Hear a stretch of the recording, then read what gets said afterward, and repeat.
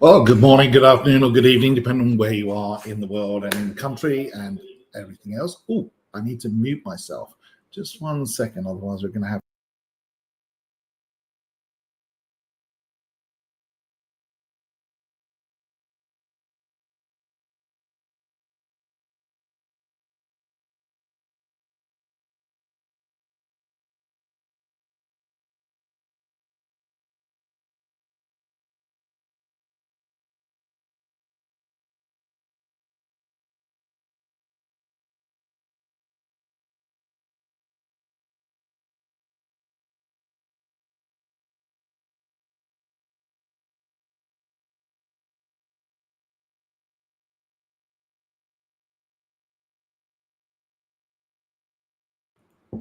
There you go. Well, the wonders of multiple screens. As you'll notice, the regulars amongst you will notice that I do not have my green screen on today. I'm not blurred or anything like that. In fact, everything is on behind me. My camera's a bit wobbly, but there you go.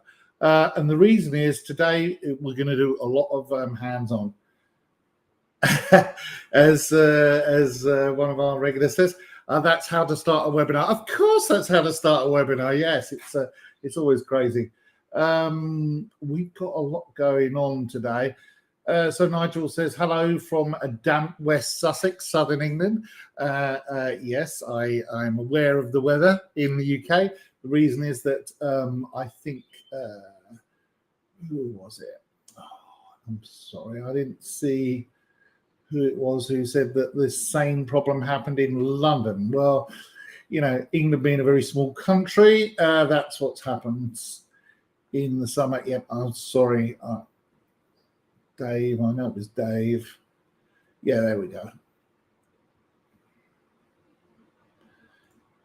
It was actually Paul saying from hi everyone from a murky, almost chilly London. Well, that's kind of summer, isn't it? I was born and bred in London and born in East London, well, Southeast London, I suppose.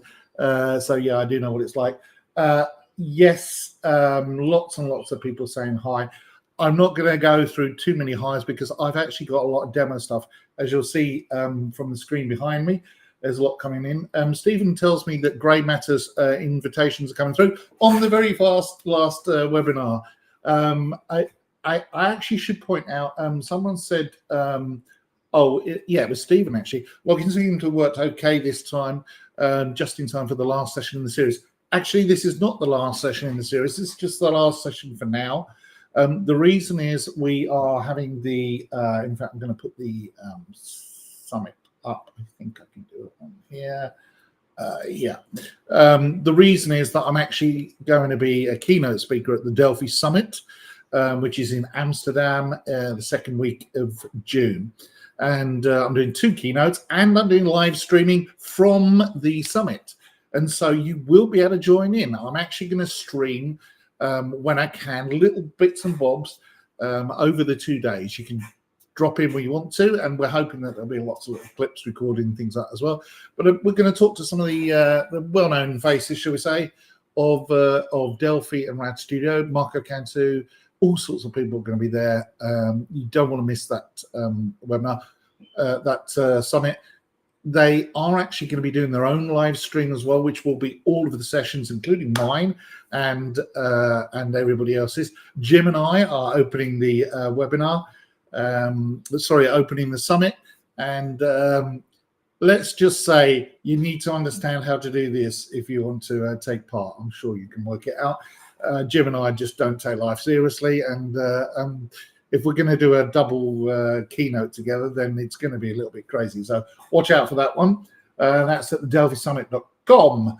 And what else have we got coming up? Let's see. Michelle says, hello from Munich. Yeah, hello, tous, from me to Munich. Beautiful city. I've also been to quite a few places in Germany. Love Germany. It's a great place. Paul McGee, jokingly, he's from the Australian Delphi user group. He says it's for a koala, which I'm assuming is a joke because I'm pretty certain he doesn't live there. And the reason was that Barton said, hello from Fort Worth in Texas. And hello, Barton. I live in the DFW area and I've moved. So there you go. That's one of the reasons why I am where I am. Let's see what we're doing. Okay, so let us just clear that little comment there and talk about some serious stuff. Okay, so today's session is a bit unusual in that there are some slides, and I'll do the usual slideshow and things like that. We're also going to be demonstrating this stuff here that's sitting behind me. And in fact, we actually have a special camera for it, which is this one. And we're going to call it the cash cam, for the want of a better name for it. And the reason is that this is kind of like a hands-on thing. And really, you have to see it do stuff to understand what it is that we're doing. Oh, Gaza, I'm sorry you live in Leeds. I mean, I'm sorry the weather's bad in Leeds. Yeah, it's good. Kevin Bond. Dr. Kevin Bond. Hello, Kevin. I was speaking to him about some stuff earlier on. I'm going to speak to him again about some other stuff. Very good. Hi. Kevin says, hi, there's an echo. Hopefully there isn't any more. There shouldn't be. I don't have any other microphones on, so let me know if that still is. It should have gone by now. Hello from Moore Park. Oh, yes. Owen, of course. I'm going to talk about you in a minute. Bonsoir, les Kashmir. Hello from Rome. Oh, lovely. Yeah, we've got some people out and about, haven't we? It's very interesting. Right. What else have we got? I think that's it. Barton says he's not hearing any echo, so not quite sure what the problem is. Oh, Kevin says he's fixed it. Dr. Bond, well done, good job. And say nothing about the football. I wouldn't dare. And besides, football over here is basically rugby with very sissy pads on and armour.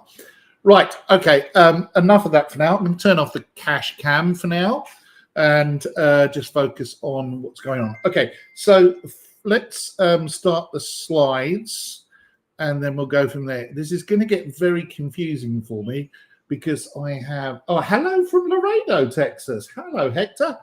And I also know a couple of our other regulars have actually messaged me as well, and I know who they are now. I didn't know I knew who they were, but Peter Pan, I know your real identity now. I'll keep it quiet, but I know who you are. So let's have a look. We'll go over to the slides and do the presentation. Okay, I'm going to turn up myself off like so you can still hear me, but you can't see me. Football, what's that? Yes, whatever. Right, so let me just pull up my slides, make sure everything's correct. Sorry to all of you who are watching that and freaking out. There we go. Right, so slide time.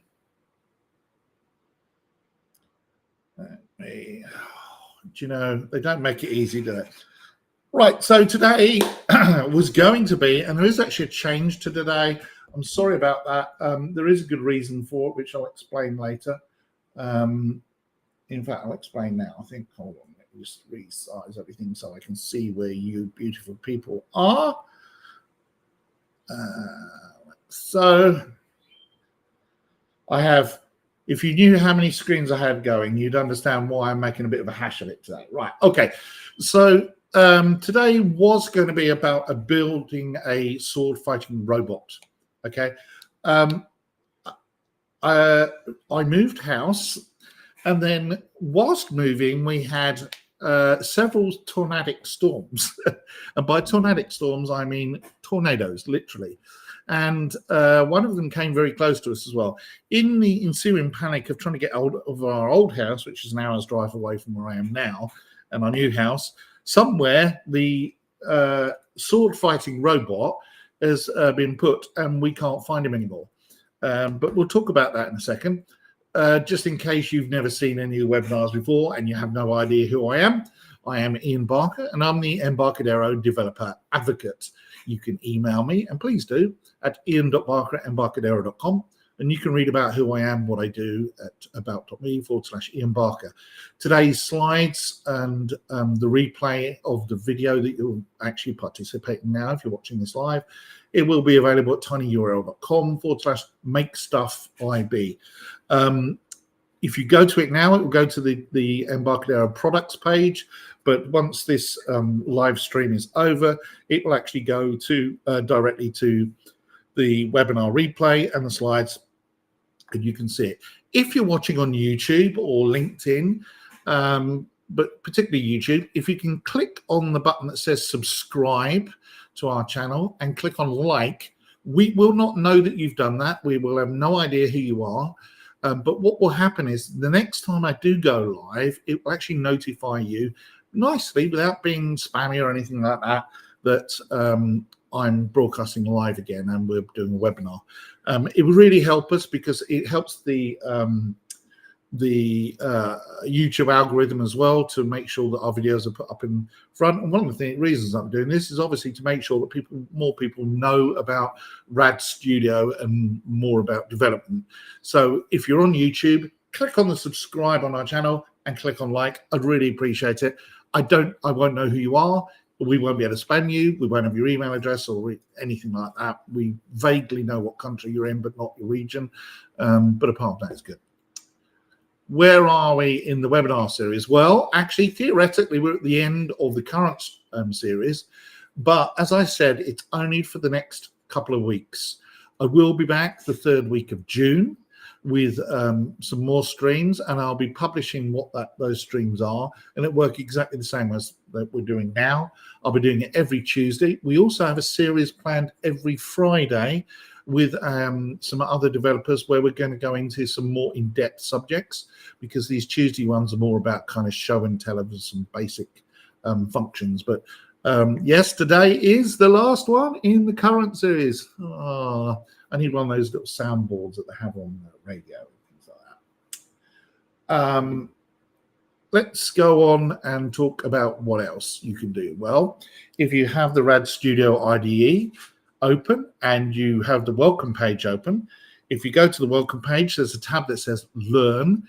If you go to there, all of the videos in this current series and all of the previous series are in that that tab, and you can get to those videos and watch the replays and things like that. So lots of good stuff, very easy to get to. We try and make it as easy as possible, but some people still don't quite understand where to get there. But I don't know what to do about those. I suppose send them a postcard or something in the old-fashioned way. And as I mentioned earlier on, if you're not signed up for this, I really, really do strongly suggest that you go to the Delphi Summit. The speakers include me, of course, and Jim McKeith, who was my predecessor in this role, very good friend of mine, extremely good developer, very talented developer, and now is the CEO of GDK in the USA, and GDK are the people that are sponsoring this summit, amongst others.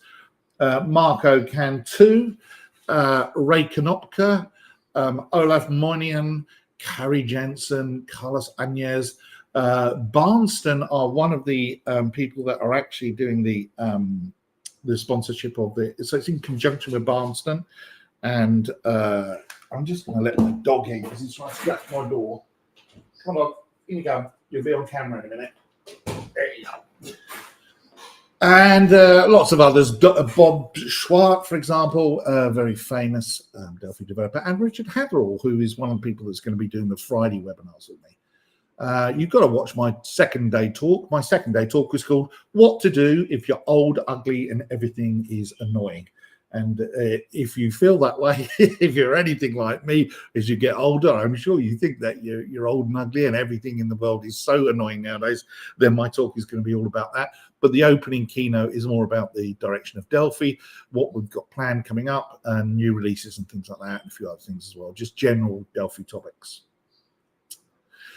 So got some bad news about the robot.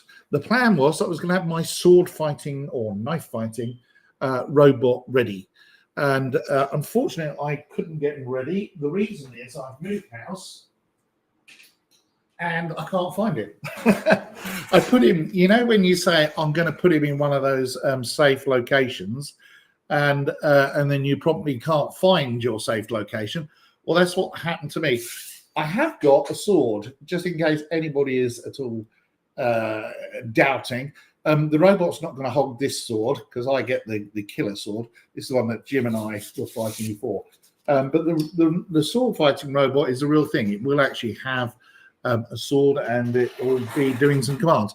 Unfortunately, I can't find him. So I bought the robot. There's the order number. I bought it on February 19th, and I don't know where he is. You know, he's around. Hello, Spain. All the people from Spain saying hi. That's nice. And now my dog's doing things he shouldn't. Oi. It's a live domination dog. I'll put that over there. It's trying to destroy my bottom, which is not good. Yes, so unfortunately can't make the sword fighting robot today. I promise you it will be in the next webinar or the webinar after that, as soon as I find out where he's gone, or when I buy another one. You know how this goes. And right, let's go on. The cash register is going to be okay. The LoRA radio, the LoRa long-range radio, as it's called, I actually couldn't buy it. Every time I tried to buy one, it was sold out. But the stuff, the cash register, which I also bought a couple of weeks ago, in fact, a couple of months ago now, got all the bits for that. So I can actually demonstrate that. That's what I'm going to demonstrate today. Reading barcodes, printing to a cash register printer, you know, a little receipt printer, and also a cash drawer. I'm opening it under program control and all the other things as well. If you are wanting to connect to Internet of Things devices, and again, if I turn my camera on for a second and I hold this up, because now without the green screen being in the way, you can actually see this now. This is one of the Internet of Things devices I've got. Believe it or not, this tiny little thing, which is actually about as big as my thumb, you can see that it's absolutely minute. This is an M5 stack. It's a really great little single board computer. You can't really see it, but there's a load of connections on the back. This thing just is programmable, and you can connect it. It can run an MQTT server and a few other things as well. This is also another one of my single board devices. I really like this one as well. I've done a few videos on those, which I'm going to be talking about in a moment, but you know, very, very sort of cost effective. I wouldn't say cheap, because that's I'm not very fan. Ian, buy a second robot. You'll then be able to find the first one and then do a giveaway to the seminar members. Oh, see, you know, everybody wants a freebie, as we'll see. And finally, the other thing is something like this, which is a really great case full of stuff. If, like me, you like wiring things up and fiddling around with them, they are great fun. Juan Morales says, "Are those from Thibaut?" No, they're not actually. They're from M5 Stack. I will actually put some links up later so you can see what they're about.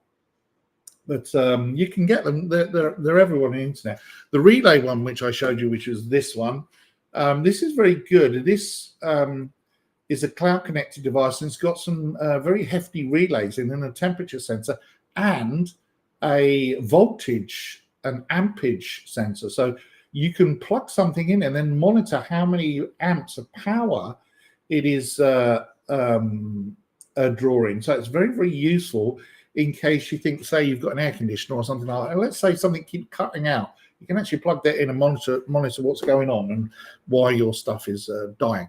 But no, not from Thibaut. But anyway, programming those things is fairly easy. But I absolutely 100% recommend, if you haven't done it before, is go to mytof.com. Boyan is on the stream. I saw him say hello earlier on. Boyan Mytof runs that site and runs the company. They are really great, very cost-effective components for Rad Studio, for Delphi, and work, as you can see, on iOS and a few other things as well. It makes programming those kind of Internet of Things devices very, very easy. They're Arduino compatible, and I think a few other things as well, like ESP32 type devices and stuff like that, for those of you that understand. But go to Boyan's site, because he's got absolutely everything you could want. You name it, it's on there. It's too difficult to display, but just go ahead and have a look. It's great stuff. I'll turn myself off for now and carry on. So if you want to know what I mean by the IoT devices, then I recommend you go to this video, not now, because you'll lose my stream and that would be awful. But if you go there, you'll see Serge Pilko, who is one of our MVPs, talking to me. I was still an MVP at the time, but things have moved on a bit since then. I'm now the developer advocate. But if you go there, you'll see Serge interview me, and then I basically show a load of Internet Things devices, which is the kind of thing that the sword fighting robot was. A kind of a device that you can program across the internet, and that's the idea behind it. I was going to actually let people have a go at fighting with the sword fighting robot fighting me, but we'll see. Yes, I can't read your name, but he says, he or she says, is that the Internet of Things? Yes, IoT means Internet of Things. That is what IoT is. And Boyan says, thanks for the plug. Hey, Boyan, you make some fantastic stuff. I've got a lot of respect for Boyan. He's extremely hardworking, very good developer as well. Anyway, so we've got lots of videos about the Internet of Things. In fact, if you go to our YouTube channel and you search for IoT, you'll find dozens and dozens of them. And in fact, I did several of them that are on there, but there are hundreds of videos about it, because IoT stuff is very easy to do. But meanwhile, let's not do the sword fighting robot. Maybe the time of full phrases instead of abbreviations of 16-bit devices.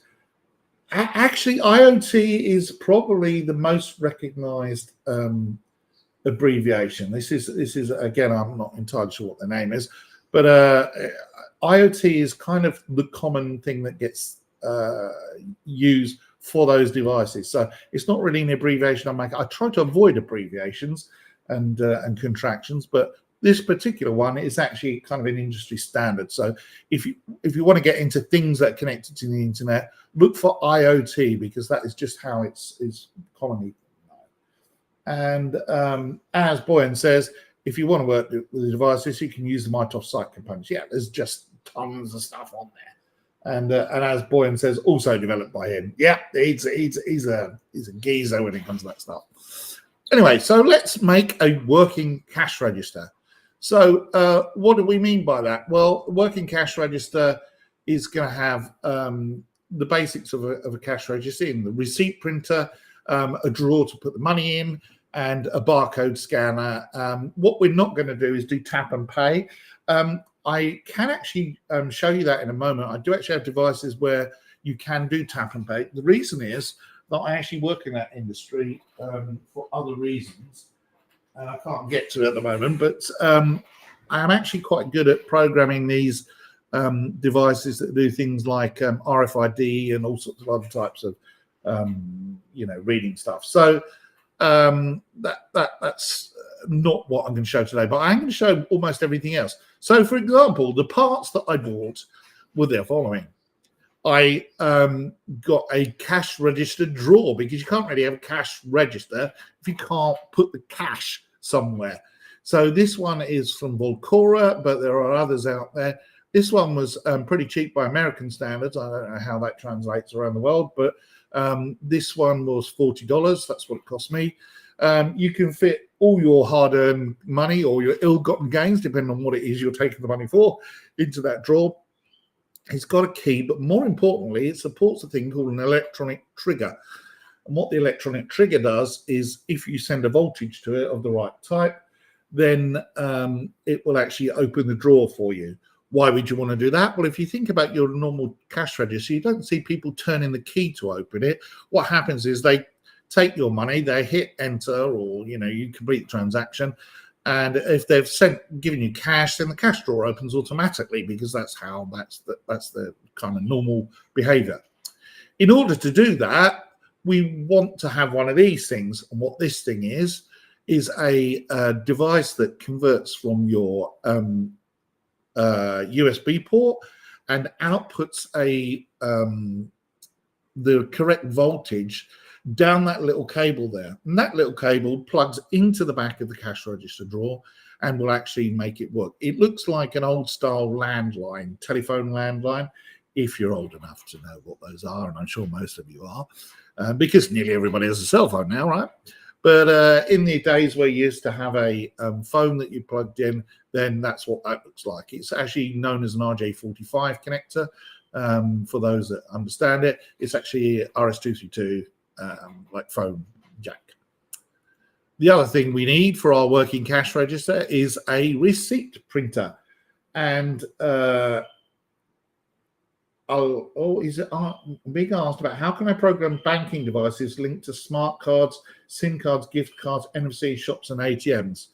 Well, assuming you're not going down the criminal route, you can actually buy those devices on the internet. All you really need is a reader that will do that. This is the question that we're being asked. Smart cards, SIM cards, gift cards are not actually the same thing. When you mean a banking device, you're talking about basically a chip. It used to be barcodes. A barcode reader is very, very cheap. You can buy them for less than $10. A bank card uses a thing called a high coercivity strip, whereas a regular, door entry system or something like that uses a thing called a low coercivity strip. If you turn your credit cards over, you'll see that the strip is a slightly brown color. That means it's a high co, and it means it needs a certain voltage in order to actually change the information that's on it. It's to stop your magnets and things like that wiping it out. Low coercivity is usually a black color, and they have different tracks on things like that. NFC, different type of reader altogether, and SIM cards and gift cards also completely different. So really what you're asking is, how do I read 15 different types of device? The answer is can't do it. It's another webinar I would do about that, and maybe I'll do that. Okay, so let's go back to what we were talking about. So yeah, here's your receipt printer. And I will actually make sure that all the parts are available somewhere during the blog post. The other thing you need is a barcode scanner, because you're not much of a checkout if you can't scan the barcodes.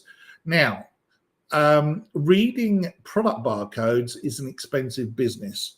And the reason is there's a standardized database out there that you can read, and it will allow you to scan anything. I haven't included that in this demo, but it is theoretically possible for you to scan a barcode, look it up, and then work out what that product is. So if you scan a can of beans, for example, it will go off and come back and say, oh, these are Heinz baked beans, 14-ounce tin, for example. Or scan a bag of sugar, and if you're in the EU, it might say it's a kilo bag of sugar, granulated white from some company. But we can at least read barcodes, and this particular USB scanner is absolutely great. I've used different types, and this is one of the ones I recommend.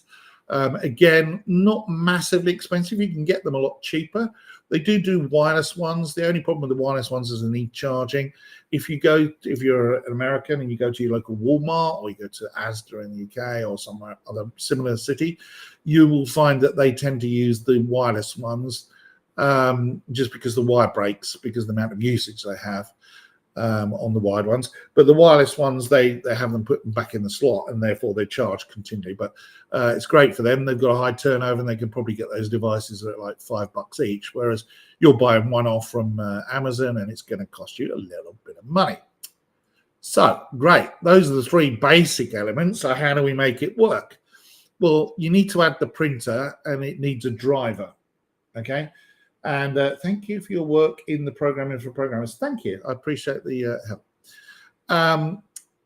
For the scanner, the barcode scanner, actually this particular one that I just showed, and I'll just go back to that again, you don't actually need a driver for it. It will just work out the box. You plug it in and it operates as either what's known as a HID device or as a straightforward keyboard replacement.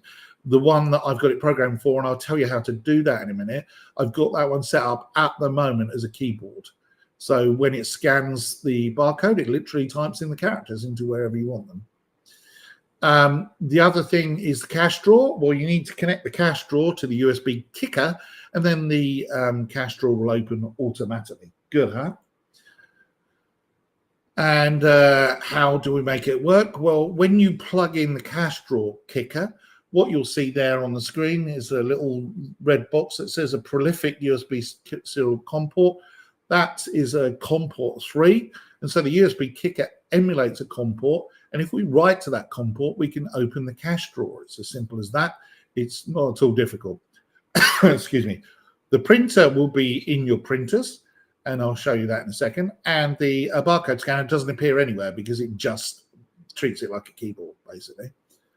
How do you make it work? Well, go to the printer and you'll see, once you've installed the printer drivers, you'll see, in my case, a POS 58, point of sale printer type 58 appears, and it's got a printer port, and I can then print to that printer as if it's any other regular printer. In my case, I cheated a little bit and set it as a default to save me having to set it up in the software that I'm going to show you in a moment, the example code. But it works fairly well. Let me just make sure I haven't got any weird messages from producer Martha. Nope. The reason I say that is producer Martha has a bad internet connection today, so it's down to me. It's all good. So how do we make it work? Well,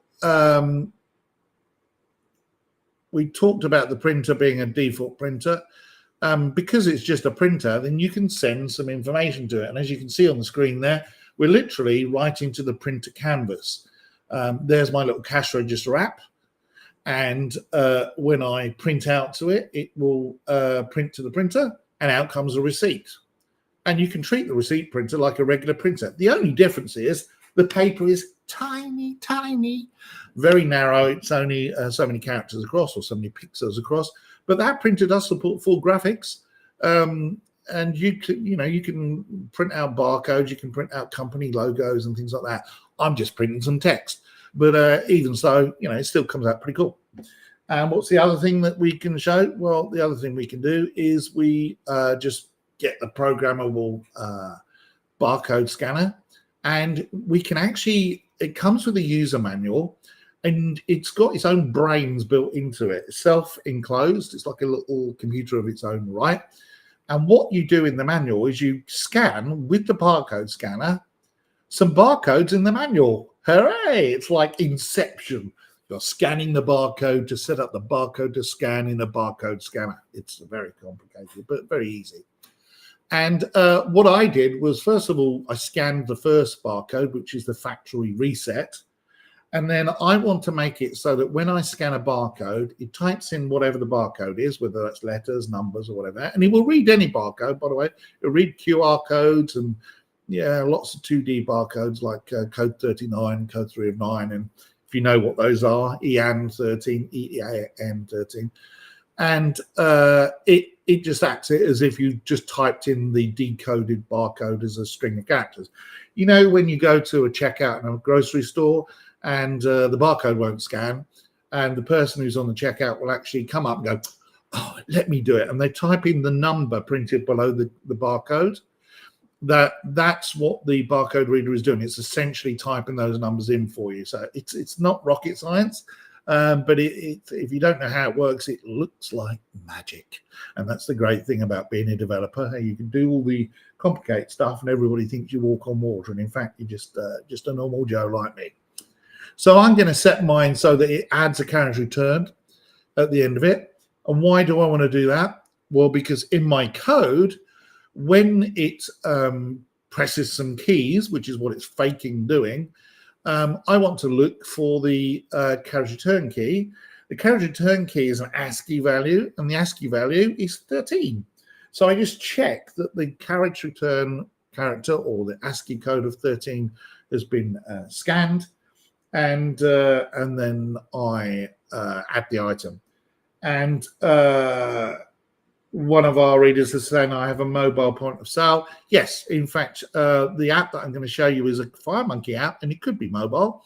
I just chose to do it, to demo it on the Windows machine because that's where I'm broadcasting from. And how do we make the cash drawer open? Well, make the cash drawer open by sending a carriage return line feed to it. And in fact, you can almost send anything to it, and it will open. I think there are a couple of characters it ignores, but basically, as long as you send something to it. TikTok says, I prefer to work with PortCom than virtual key simulation. Yes, I'm doing this for ease of demo. There are lots of other ways to do it as well. You can read COM ports and ask for the value from the barcode scanner. This one is more kind of responsive. In other words, someone goes up and scans something, it does it. So let's do a demo. And with that, I'm going to turn off my screen and turn myself back on. So what I have is, if I just close this and pull up my screen so that I can show you what's going on. So screen one, I'm going to keep myself down here, down there, wherever I am, or the screen is up there, I don't know. But here's my screen, and this is the app. So if I run the cash register app, it'll come up and it basically looks like that. Okay, nothing special. I could have made it pretty. I could have added a theme or whatever, but you know, there's a certain limit to how long I'm going to play with the code just to demo something. But it's a FireMonkey app, so I got these nice cool logos and made the buttons do various things, and got a total. And you can see there's a barcode symbol there, which I pinched off the internet from icons8.com, which is a very good source of icons. I think I've got some others from similar places. I quite often use Unsplash for graphics as well. Okay. And here is the app itself. So if I open this up and show you the structure, what I've got, I'm going to turn around like this. I've set up a button panel, which is this one here, and that's got a bunch of buttons in it. It's a grid panel layout. So what a grid panel layout does is, if I hit F11 on here, sorry, if I hit F11,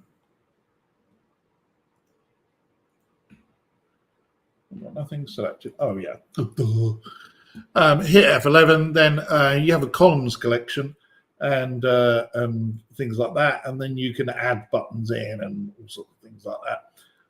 It's a nice way of laying out controls that are going to be responsive. So when the screen resizes, these buttons will all resize and fit in correctly. The card button, just to give you some idea of what I did. So this is the card button here. And what I did was I also dropped an image into the card button itself so that it got a graphic there. Now, actually, this particular button supports images anyway, but I just chose to do it that way just so that I could show you that in FireMonkey, controls can have child controls. So I can have bevels, which is what I've done. I've dropped a bevel on there, and I can have shadows and exciting things like that. I can animate these, so these buttons could all slide in and all that kind of stuff. But nothing particularly special. And what does the code look like? Well, standard FireMonkey. I have got one little unit here. All that does is just saves the position of the app so that when I run it like this, it will appear on here, because this is not my standard monitor. My standard monitor is over this way, and that's my where my taskbar is. So normally the app by default is going to appear where my taskbar is. But apart from that, everything else is just pure fun monkeys. So I've got a few methods. Print receipt, open cash drawer, add items, set grand total, show grand total, set paid cash. And then I've got two properties, grand total, which is the total of the items costs that I've had, and whether they've paid cash or not. Now, why do I need to know whether they paid cash? It's because I don't want to open the cash drawer if they're paid by credit card. So if you look at the screen, you'll see there's a cash button and a debit or credit card. If I go into that, there's an event and it says, oh, okay, well, you've paid cash. Open the cash drawer and print the receipt. Well, how does the open the cash drawer work? Well, actually, it literally does that. Now, if I show you on the other machine in a moment, this is actually emulating what you can do in the DOS command line. So that's open the cash drawer.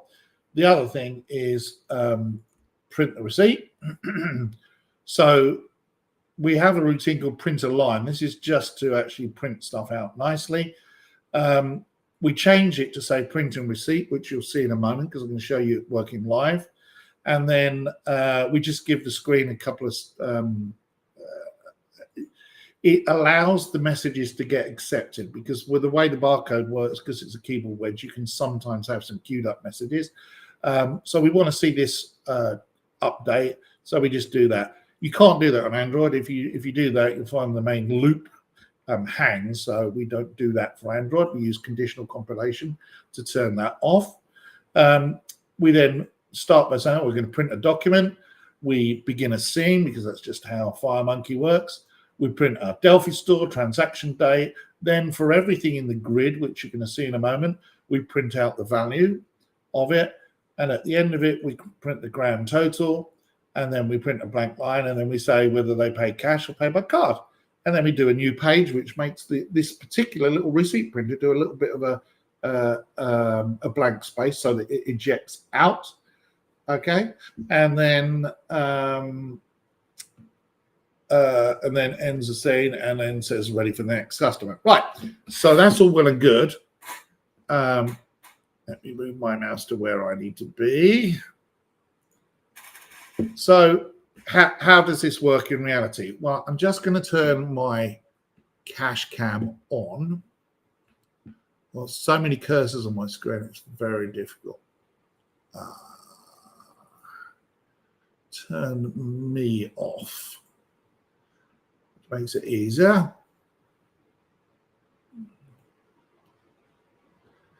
Okay, so you can see on the left-hand screen here, I think there's a better way of showing this. Let me see if this will work like this. No, let's do it this way. Okay, so if I just do this, watch the cash cam, and you'll see something happen. Now, my dog's probably going to freak out because he's sitting underneath it. You can't see him, but he's underneath it. And you can see that the printer drawer, the cash drawer opens. Sorry, Nemo. My dog is very unhappy at the noise. So it makes that open just because I've sent something to that printer. And if you remember that port, if you remember earlier on, we've got a little device that converts that COM port, and off it goes. So what happens if we actually run the app and do something with it? Well, again, let's see if I can arrange this a different way. No, I'm going to do it like this so you can see more of it. There's our app. Now, if I just type something in, all it's doing, and I didn't show you this in the code, but it just adds something at random. Okay, so it makes up the value. It's a random thing. Okay, so I can do this by hand, and it'll do that, and so it keeps a running total. It's a big bill. Okay, I like illegal cash box. It's legal. It's completely safe. But when we're finished, if we say they've paid cash for it, watch again the cash drawer, boom. And now you'll see my receipt printer prints. Okay. And if I just go over there and rip it off, my poor dog is having a nervous breakdown at the noise. And then I just turn my camera back on again. I'm not sure how this would work. Oh, it does work. Oh, this is fantastic. So there is my receipt. As you can see, paid because we said pay cash. Now, what about if instead we go over and we scan something else? Well, let's do that. I'm just going to go back and can't remember what I did with the app, so I'm going to run this again just in case I did something stupid. So I did write this in a bit of a hurry. So if we go over, I'm going to pick a book. Oh, well, this is a great book to do. Let's scan the Object Pascal Handbook by Marco Cantu. This is an old version on it, and as you can see, it's a little bit well worn. But if I go in and I scan it, you can see that it is scanned the number. And just if you look at the back of there, if it will focus, you can see that is actually the ISBN number written off the back. It'll do that on all those books that I've got. Let's choose another one. Let's choose Fearless Cross-Platform Development, another excellent Delphi book by David Cornelius. And again, it's just making things up at random when it comes to prices.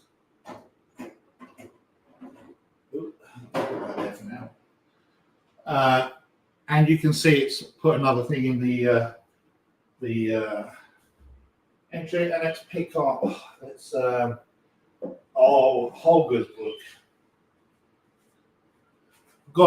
Holger's a good friend of mine, so I've got to include his book. There's lots of other really, really excellent books, but again, just scan that, and as you can see, it's actually putting it into the list. So when I finish with that, if I choose to say cash and let's say they've just handed me some cash, what will happen is the cash drawer will open, the receipt printer will print, and there you have what's in our grid. Okay. So really not difficult. And if I just, my poor dog. You're right, Nina. You don't like Delphi stuff, did you? No. Yeah. He says Delphi is dangerous.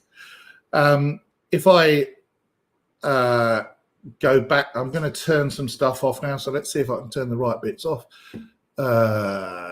Turn off this person and turn off cache cam as well.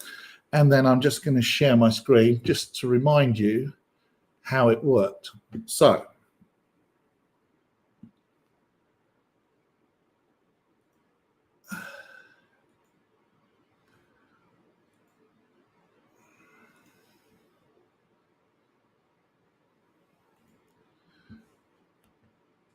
here is my screen. And if I pull up my source code, you remember what we did. We've got this button. When something gets scanned, it gets entered in here. The reason is that on my form, it's a bit of a cheat, but the active control is called main label. Now I called it main label, but it's actually an edit box, a T-edit. And in there is an event, which is a key up event, because that's what the barcode is doing. The barcode reader is basically doing a key up event. And when we go in there, we're looking for that carriage return. You remember I programmed the barcode reader to have the carriage return. When that's done and it sees the carriage return, it adds an item. To add the item, what it does is takes the information that's scanned on the barcode, okay, and it puts it in the grid. So the first thing it does is it puts the information that was scanned in from the barcode there, puts it into the first column on the grid, and the second value, I'm just making up a random price, shall we say, for whatever it is we've scanned. I could look up in a database in real life, that's what we do, and then I will add that to the grand total, and then I put it in the second column of the grid. And then just a little hack is I select the first cell of the last row in the grid and make it scroll.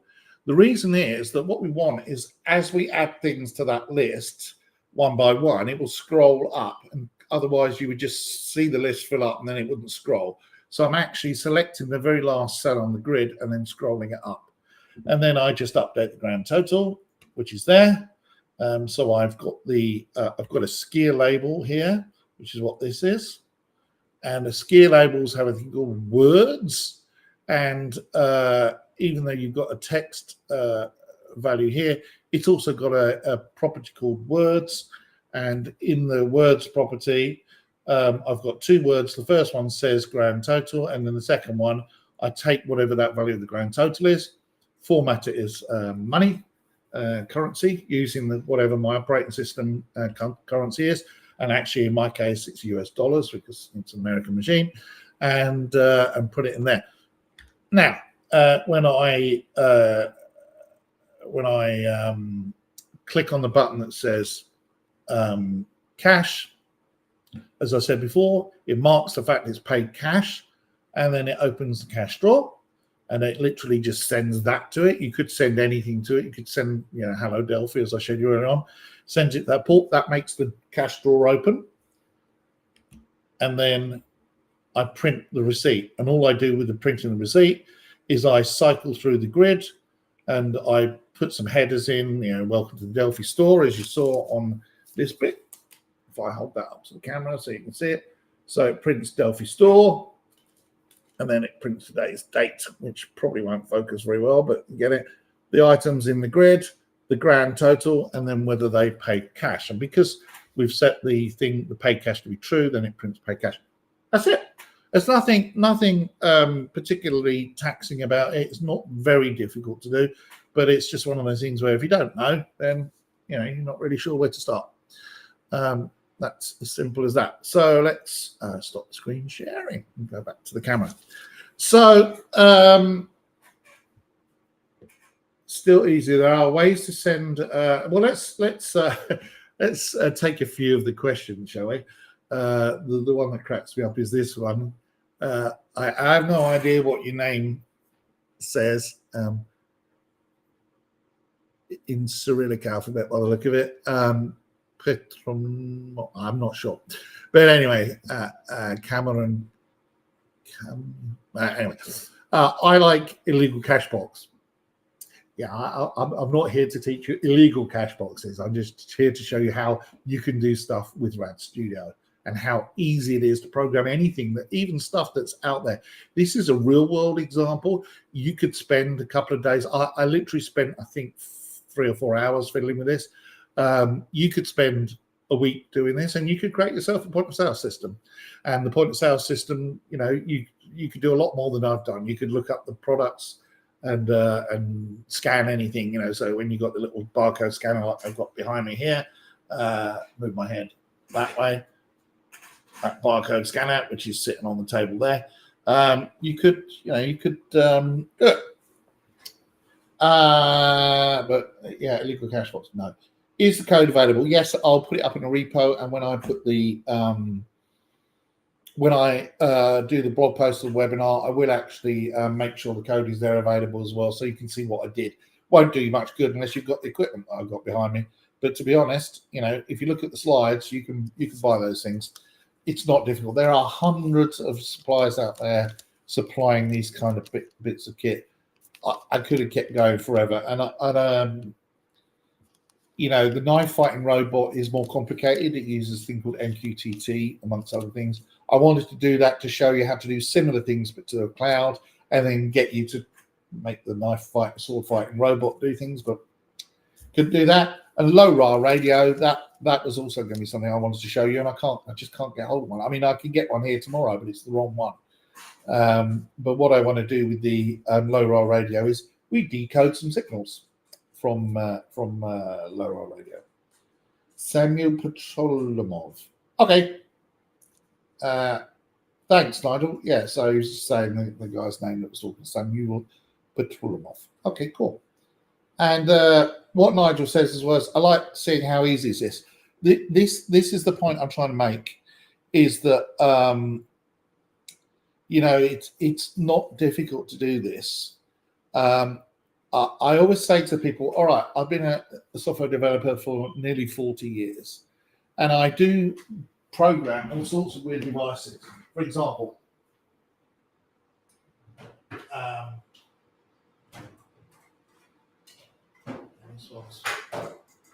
maybe not this one because it's still wired up. You know, this is a fingerprint sensor. There, put your finger on, and it can clock you in, or it can open doors and things like that. There are barcode readers, that proximity sensors. All of this is written in Delphi. I always say to people, don't be put off by me being the developer advocate, okay? Because that is my role, and I obviously know how to program, and I've obviously been doing it long enough. I can't be that awful at it, but I'm not the best programmer in the world, and I don't claim to be. You'll get a lot of people doing these webinars and these demos, and they look like they're some kind of programming gods, and I have never claimed to be that. I'm just an ordinary developer. I get up every day and I write code, and I still do. And I want you to understand that nothing I do in my general day-to-day job is particularly taxing. There are people out there, Uwe Raab, for example, was a guy I was talking about earlier on today, but there's many others, developers. Marco Cantu is an absolute genius. You know, he's a colleague of mine, but you know, these guys really know what they're doing. And I'm not bad, but you know, there are plenty of better programs out there. So I always say, don't email me for technical support, because there are people out there that are better than me at doing the technical support. It's not really my job. You know, I will try and answer you, but at the end of the day, if it's not something I don't read, understand, then I'll actually go and pass it on. Vampire KB says, I made an NFC reader on Android and an ATM. Yes, in fact, there are lots of components now in Rad Studio 12 for Android, which will actually do a lot of the fingerprint login stuff, and that Rad Studio 12 has got those kind of components built in, so you don't have to wrap them. Still interesting about more integrated systems and normal WebSockets. Yes, yeah. Again, look at the IoT videos we've got. There are dozens of them, dozens and dozens of them. How to get a working example of the finger pass? Actually, most of the manufacturers have got examples. They're not so many Delphi ones, but they are out there. But most of them are SDKs, and they're very easy to use the fingerprint readers. Those things sell for like under $100 retail to an end user. Wholesale, they're even cheaper, but you tend to have to buy them in massive container shipments of them. Could I learn Delphi for OOP? Yes. Delphi is an object-oriented language. It's Object Pascal. That's actually the name of it. And there are people on there. Peter Pan, I don't think he's on today. But there are a few others out there who work in the... Oh, I tell you, who was... Dr. Bond, he's probably gone now, but Dr. Bond also works in the educational sector, and you know, they teach object-oriented programming with Delphi. Delphi is Object Pascal, and Pascal was invented to teach people or help people learn programming, and it's definitely worth having. It's a great thing. What else we've got? I'm going to put some QR codes up whilst we're at it. Microsoft Software. If you like the IoT things, go to Boyden's site. And you see these little devices and things like that. If you want to know how to program all these little toys, great device. I mean, this device here is perfectly capable of doing some amazing things. It's got a color screen. It's not charged up at the moment. It's got an internal battery, and it's not charged up at the moment. But you can put a whole program full of stuff on there. It's a single board device, and you've got things like the Elegoo box, which I showed you earlier on, which is a container full of. Hang on, which hand is it? This one. That's an Arduino, and there it's a single board computer. IoT device is very, very interesting. Subject. There's a lot to learn, and go to the blog as well, where you'll see my posts when we're done it. I am basically at the end of this particular series. I have one doubt about what's this. Actually, you know what? I have one doubt about develop stuff like this using MacBook M3. The EXE will be able to run in an Intel platform. Actually, yeah. Okay. So what happens is Windows ARM has spent a lot of time emulating Intel, and so you'll find that for Windows, all of your Intel apps will work absolutely fine, even though it's an ARM processor. Now, I have that machine that you see. Oh, you can't see it. Okay, it's over here, and it's the one that's actually driving the cash cam with that little light on it there. That's a Mac M2, and I think it's an M2. It might be an M1, but anyway, it's got an ARM processor, and my Mac apps run perfectly okay on it. So I'm not so sure you'll have a massive problem. Please let me know if you do, but it compiles and it works fine. Cubase YouTube channel, I like their products. What use this guy's as EDE? Delphi, born 1971 by the University of California. Not strictly true, actually. Pascal was invented by Nicholas Wirth with an I, and Delphi was released in 1996, I think. I should know. Yeah, 96. Yeah, 95. Blah, blah, blah, blah, blah. Jason Juan says, I like your enthusiasm in program. I'll be completely contagious to me. I'm a little lazy to start programming. Juan, let me tell you a story about how I became a software developer. Okay. My father used to be a director of Control Data back in the day. And Control Data were a very big computer company in the UK and actually in the United States, I think, as well. And lots of big mainframes were run by Control Data. And my father was not a technical man. He didn't know how to program. He wouldn't even know. He was, for Brits among you, he was a Geordie who grew up in Bishop Auckland in County Durham. Technology was not on the frame. But he knew a thing or two about management. And he used to bring home the old music rule printouts, the green lines across it. And that was my scrap paper when I went to, when I went to school. Yeah, sorry, Barton, not a problem. I feel like I'm made Barton unhappy now. Sorry, Barton. I didn't mean to call you out accidentally. But anyway, my father used to bring home punch cards and scrap paper, and I used to do my school homework on it, notes. And so I always was around computers, but I was one day in school when I was 14 years old in the 1970s. As you can tell, I'm not a young man. And we had two computers in school. One computer was in the top mats there upstairs somewhere where I wasn't in the top mats there. And I mean like the old people. And the other computer was made out of something that looked like this, okay, and was in the physics lab.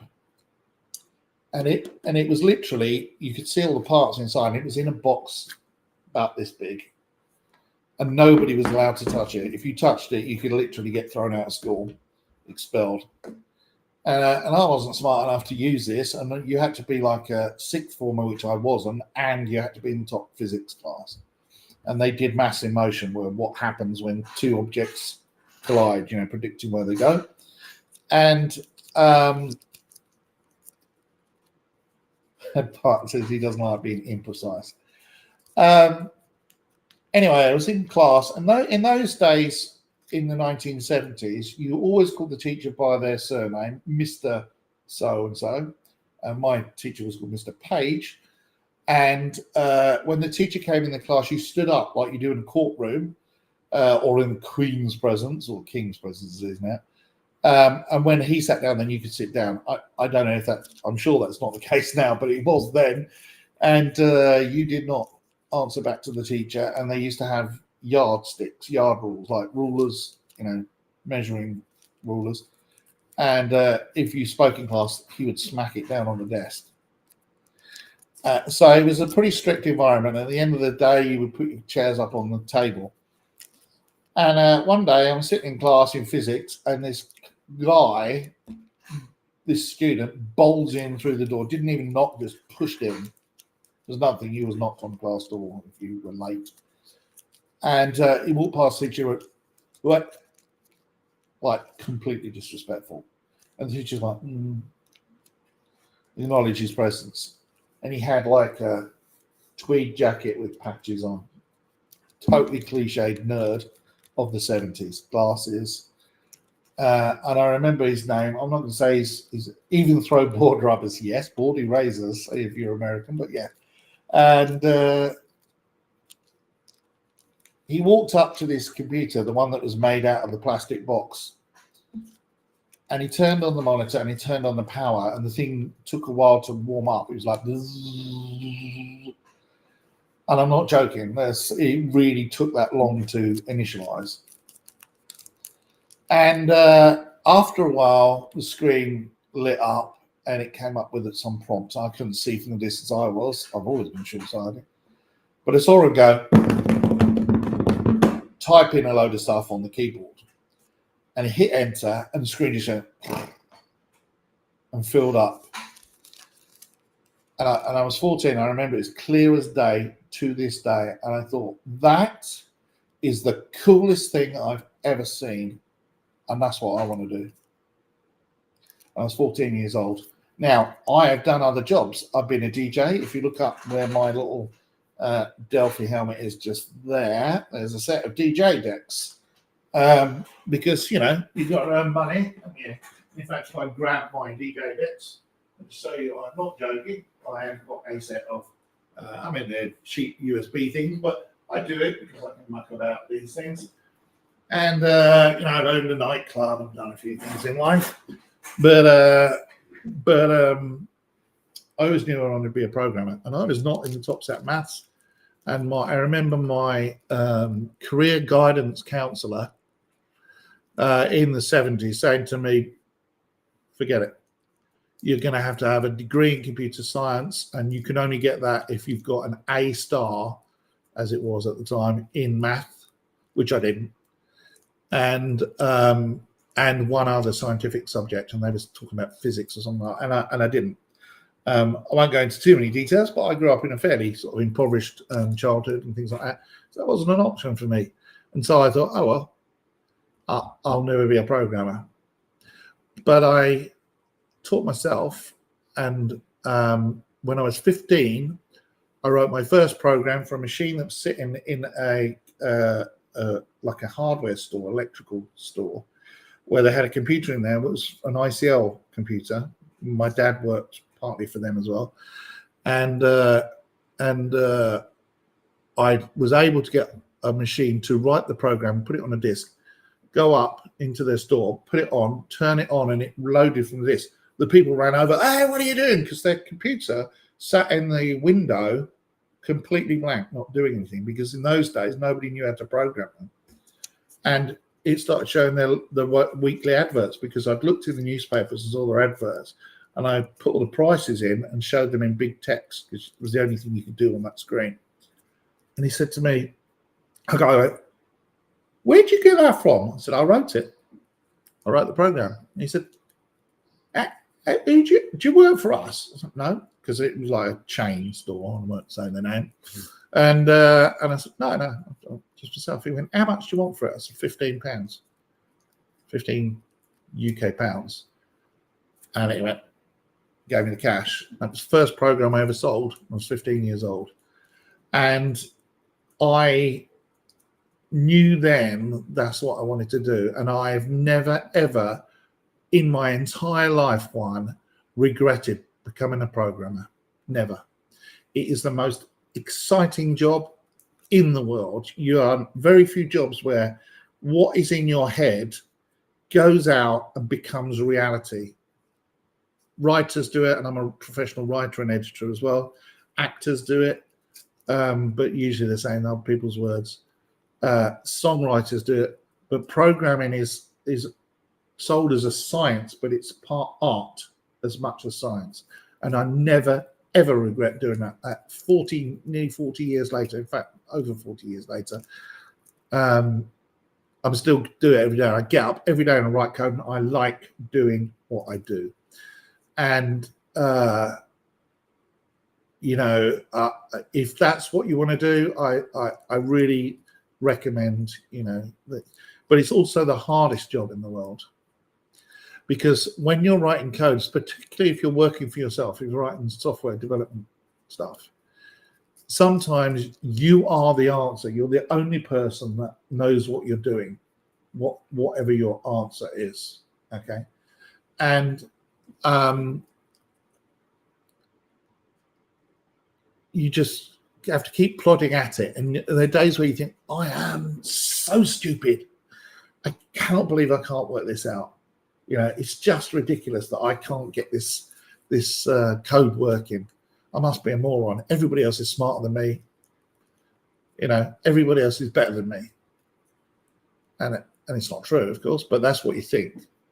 And there are other days when you do get it working, when you write a piece of code that not only works well, but as a coder, you look at it and it is beautiful, because code is poetry and code is beauty.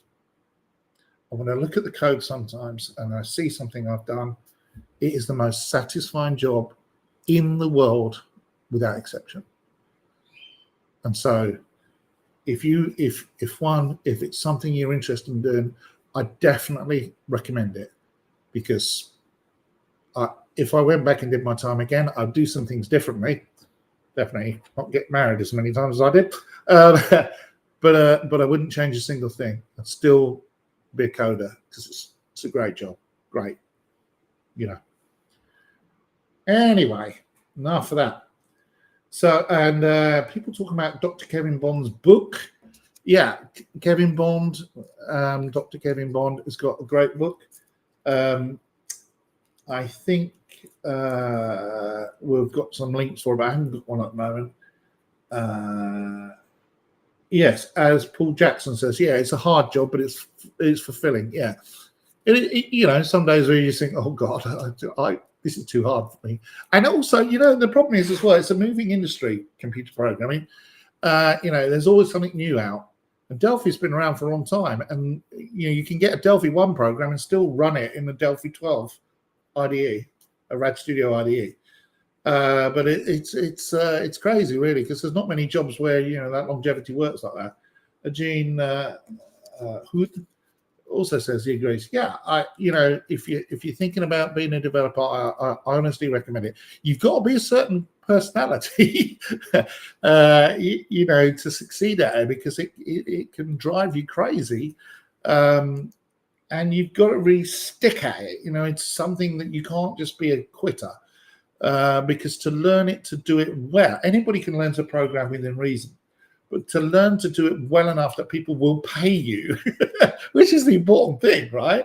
If you want to do it for a job, then you've got to really, it's like weight training in a gym. Some people can pick up weights and go, oh, it's too hard. And others do it and they get fitter, and other people do it and they have muscles bulging all over themselves like Arnold Schwarzenegger. And it's the same in programming. You can do it and learn it and go, well, it's not really for me. Or you've got to really stick at it even when it gets hard. And that's it.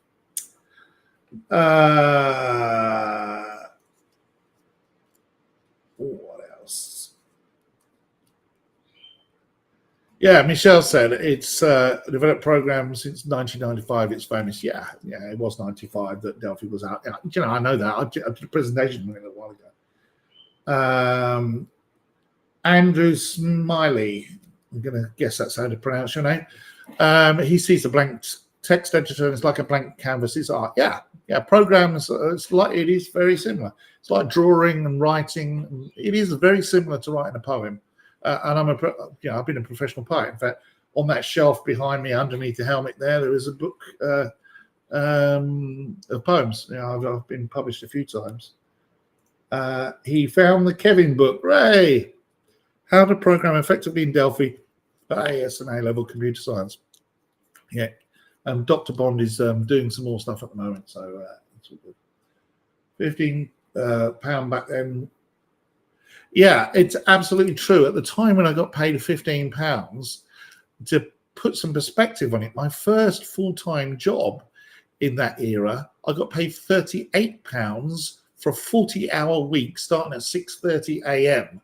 So it was roughly the equivalent of a half a week's full-time wage for someone working very hard. And it was just a program I wrote in my spare time just because I could. I had the advantage. My father worked for a company that created those devices, but even so, it's a problem. As Dr. Kevin says, he agrees wholeheartedly. Stuck with Delphi for many years in my teaching. Yeah, it's there are other languages that do other different things, and some web stuff. There's things that we can do better on the web. We've tried very hard to improve the quality of the IDE because sometimes there are issues and things like that. And generally speaking, certainly in the last 12 months, there's been a really big push to push things forward. And I don't know, I'm part of that, but it's out of passion, not because I'm paid to do it. I think you all know that. That's why I'm here. Kevin, you say, and you're never too old. He's still programming at 69. Kevin, I'm 60 this year. So, no, I agree. You're never too old.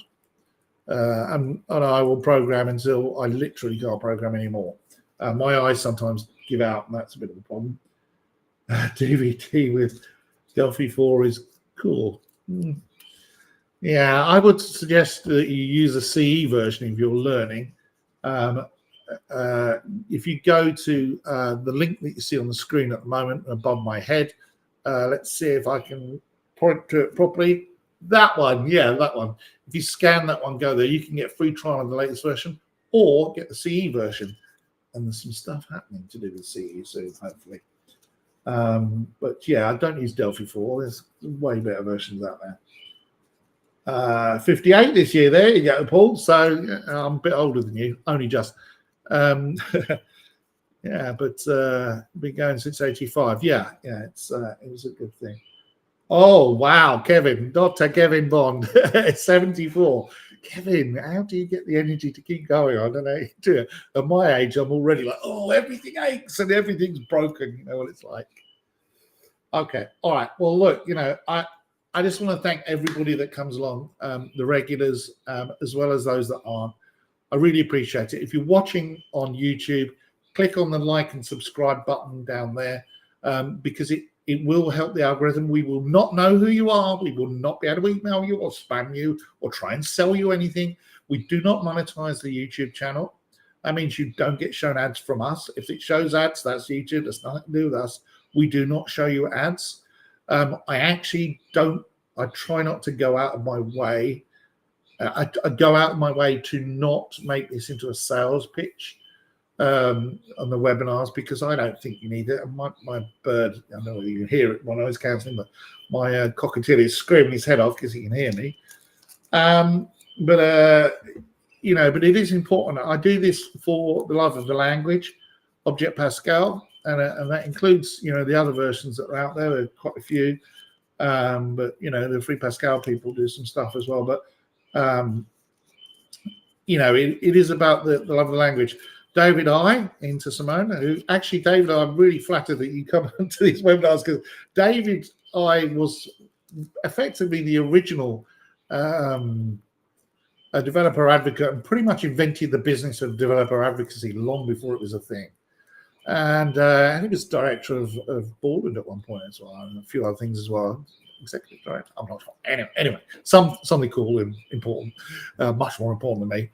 And David I taught certainly me everything I know about doing these kind of webinars, and everything that Jim and people like that did.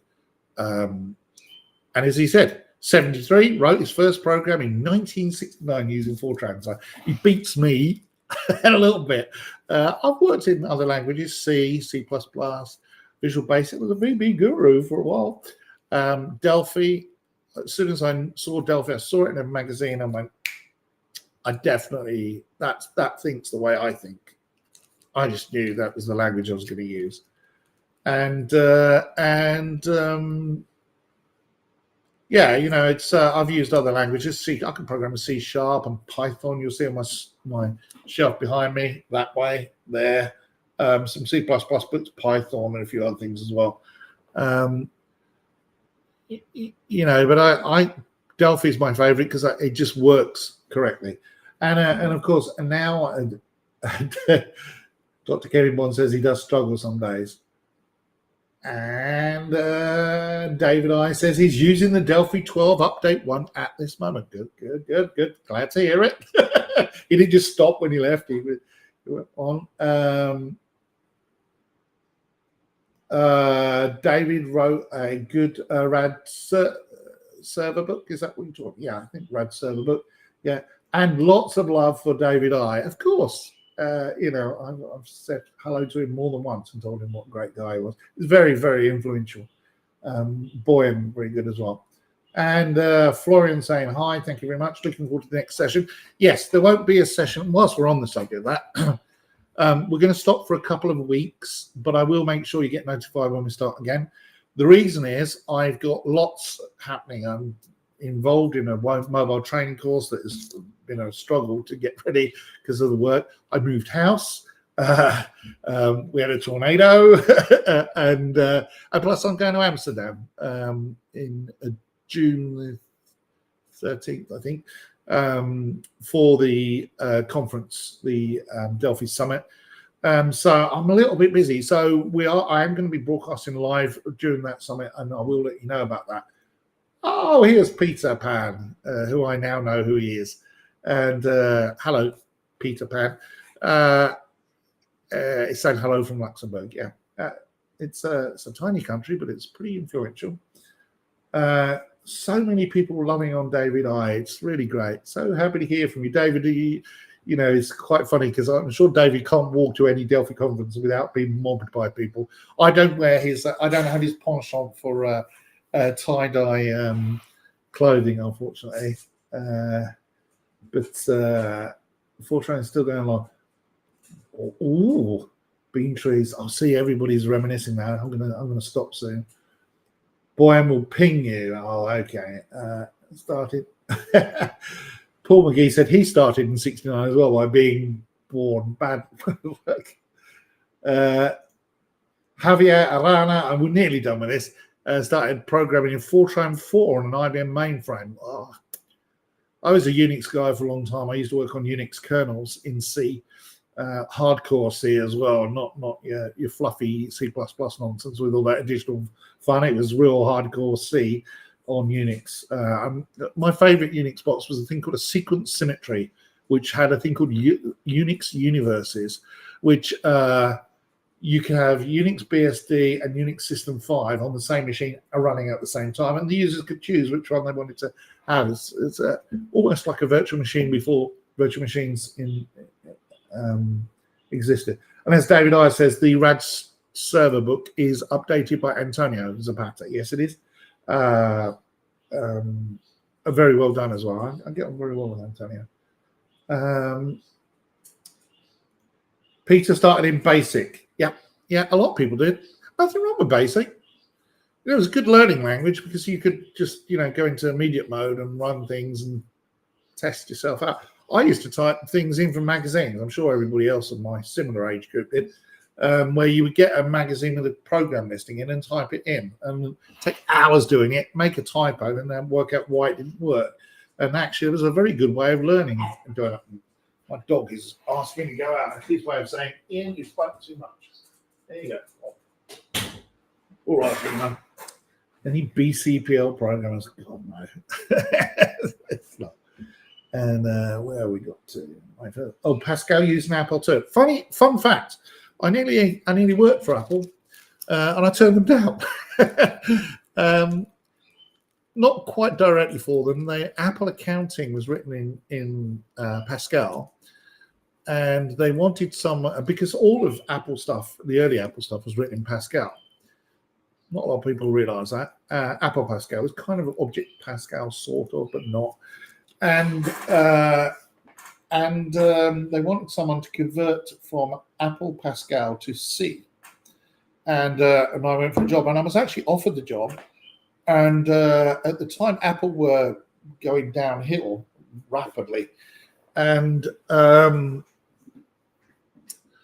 it was not obvious. I mean, I think, if I remember correctly, Steve Jobs didn't work there anymore, but he wasn't as famous then as he became.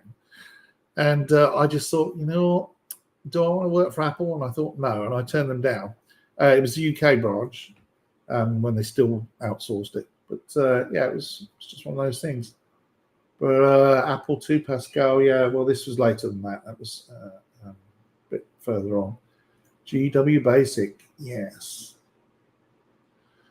Yeah, GW Basic, I remember that. I went into the actual Olympiad of Informatics and presented Greece writing object vision. Oh, well done.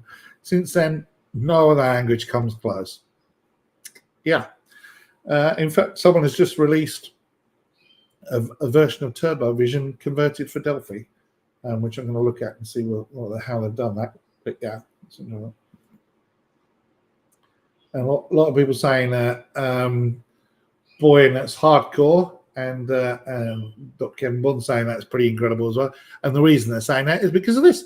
Well, for programming in Bulgaria, I had to design my own MC 6800 base computer and only then program it in assembler. Yeah, could this be why Boeing is so good? Yeah, about that time I worked for a microchip manufacturer in their warehouse. Actually, I used to check their shipments, and there are satellites up there, probably going out to the outer reaches of space. I personally handled their microchips and checked them. Weirdly enough, I worked there for about 2.5 years. I worked in the warehouse, and the technical people in the sales office would get technical questions they couldn't answer, and they'd come in and ask me to go and talk to the customer on the phone. The reason was I was a young lad, and I was reading all the technical manuals for microchips in my lunch break because I had nothing better to do. Couldn't drive at that point, and so I would read all the processor manuals. So I knew a lot about the InMOS transputer, for example, which was programmed in Occam, very interesting language. And very mathematically, I think it was the first mathematical proof programming language at the time. But that's what I did. So yeah, it's a funny old world, isn't it? I never built my own computer from scratch, so that is pretty crazy, man. Okay, trying to learn. Nigel says.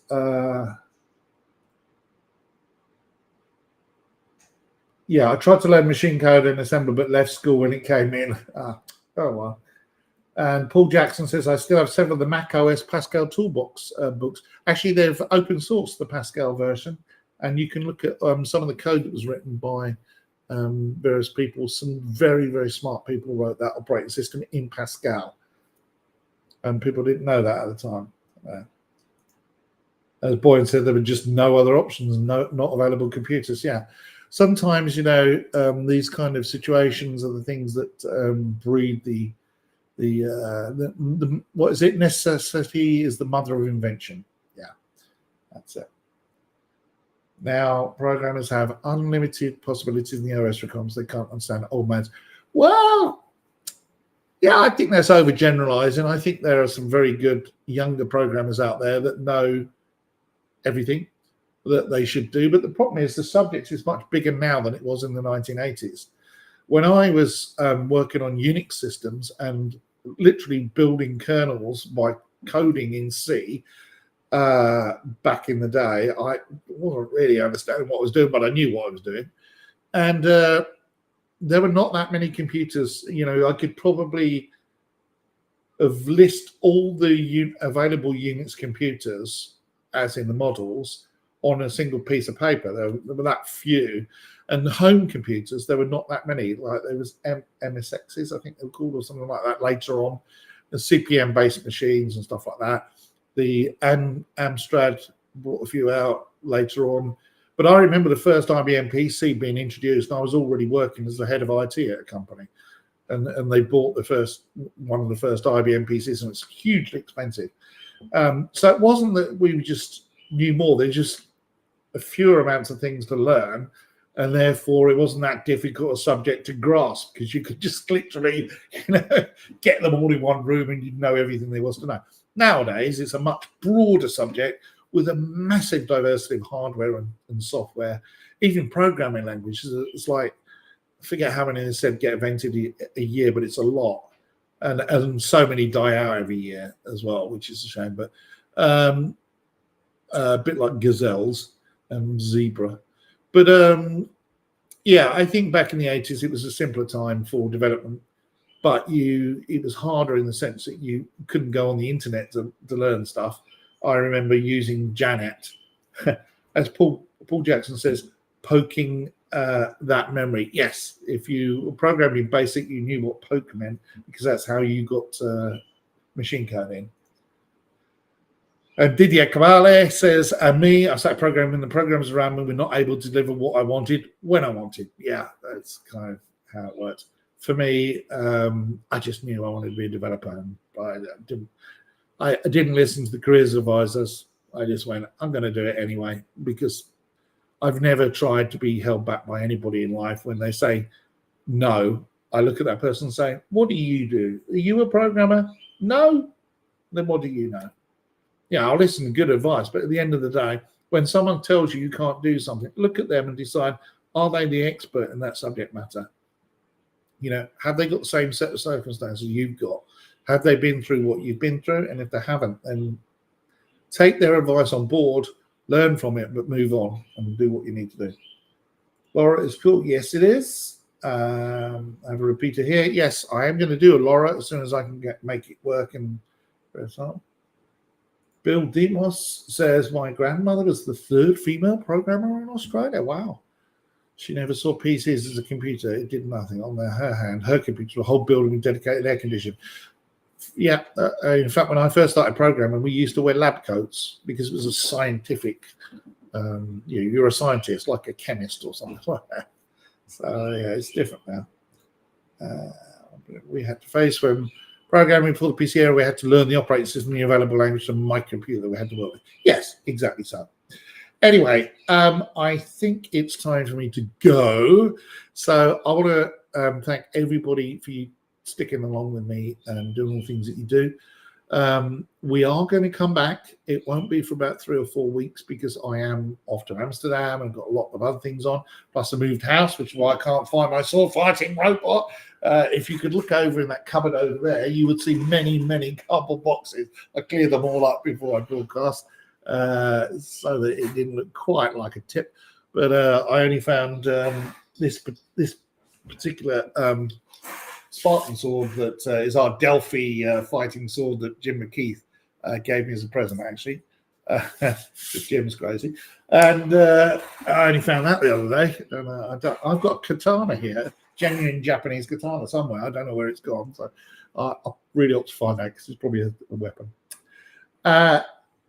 Thanks a lot, Dr. Kevin. Yeah, thanks a lot, Dr. Bond or Kevin or whatever. I don't know. We'll call you many things. Appreciate it. Thanks to Ogira. Oh, that's a fantastic name. I love that name. You're like a triple word score in Scrabble, but in a good way. So well done. Thanks, Boyan. Yeah, no problem, Boyan. And thank you for being such a big supporter. Thanks to Paul. Everybody's saying thanks now, see. And if I miss someone will be grumpy. So thanks, Thomas. Appreciate it. And Michelle, yeah, thanks for sticking along, Michelle. Appreciate it. And Bill, yes, we love you. Thank you for always such interesting. You know, it's just passing on simple stuff. I wanted to do a series of beginners webinars so that people would know where to start when they open the IDE. We've kind of got to that point. We've got a lot more coming, but I'm going to get a bit more in depth in future ones so that I'm actually writing real programs with real UIs and things like that, so that people, you know what to expect. CJ 9 of 12. Oh, you've definitely, there's a Borg reference, dude. I like that. And Francis. Hello, Francis. I hope things are going well for you. I've spoken to Francis before. Kevin's off. He's looking forward to future sessions. Jean says thank you as well. No problem. Javier as well. Thank you. That's why I do this job. You know, developer advocacy is not about selling as much as it is about connecting people up to something that we think is good for them. And if you don't choose our products, that's fine. If you choose the CE product and don't make any money out of it, eventually we'll go bankrupt if everybody did that. But it is about learning to program first and foremost. Secondly, it's about Pascal. Pascal is a great program language. Third, is Object Pascal, because that is way better than just regular Pascal. And preferably, we think that we try and make Delphi the best Object Pascal there is out there. And C++ is also a great thing. And C++ Builder, which it comes with Rad Studio as well, is it's just the best way to do UIs and things like that in C++. You're doing it the hard way if you're not using C++ Builder. And Paul McGee, thanks to the community. Yeah, well, thank you, Paul, as well, for what you do for the Australian Delphi user group. Paul, thanks, no problem. And looking forward for the next series of Delphi webinars. Yes, I'll make sure everybody knows. Don't worry. We'll be carrying on. It's going to kill me, but we are going to be doing every Tuesday and probably a lot of Fridays coming up, because we've got a lot of things. And I think we've got at least one coding boot camp plan for the summer, because they really don't want me to sleep. So we'll see how it goes. Anyway, well, thanks a lot, everybody. I really appreciate it. And I will call it a day for now. See you around in a few weeks' time. Go to the Delphi Summit if you can in Europe, and you'll meet me there. I want to meet as many people as possible. Thank you all.